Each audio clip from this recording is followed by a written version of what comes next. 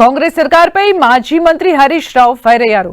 అవినీతిపై చర్చిస్తామని సవాల్ చేసిన మంత్రులు చివరికి తోక ముడిచారని విమర్శించారు. తెలంగాణ భవన్ కు వస్తానన్న జూపల్లి ఎందుకు రాలేదని ప్రశ్నించారు. ఇప్పటికైనా చర్చలకు బీఆర్ఎస్ సిద్ధంగా ఉందన్న హరీష్ గురుకులాల టెండర్ల విషయంలో 2,000 కోట్ల అవినీతి జరిగిందని ఆరోపించారు.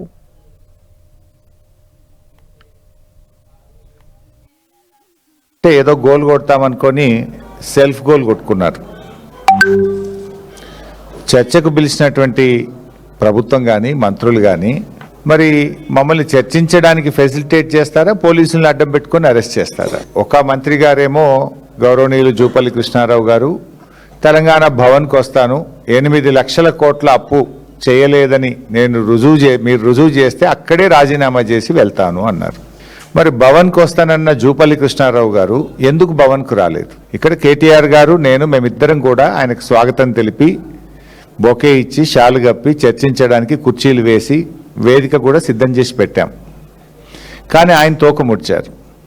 నిజంగా చెప్పాలంటే జూపల్లి కృష్ణారావుకు చీము నెత్తురుంటే, ఆయనకేమన్నా పాలమూరు పౌరుషం ఉంటే తక్షణమే ఆయన రాజీనామా చేయాలి. ఇప్పటికీ మేము చెప్తున్నాం, మళ్ళీ అసెంబ్లీ పెట్టండి, ఎక్కడైనా సరే దాని మీద బీఆర్ఎస్ పార్టీ చర్చించడానికి సిద్ధంగా ఉంది.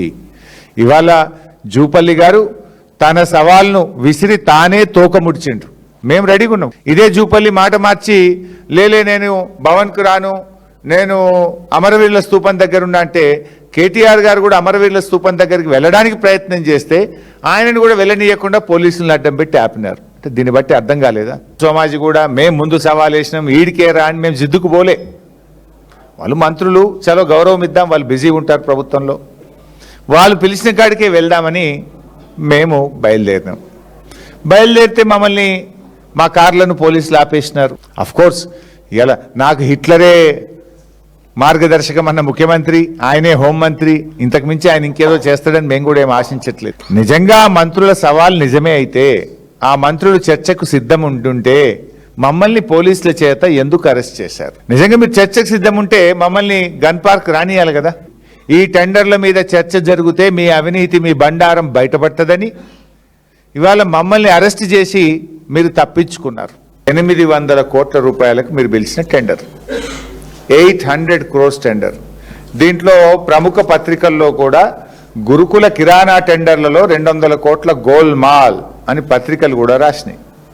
అయితే ఇప్పుడు నువ్వే చెప్పినావు కదా 1143, ఇది 800, ఎంత అయింది? 1943 కోట్లు. అంటే 2,000 కోట్ల రూపాయల టెండర్లు అయినట్టా కానట్టా?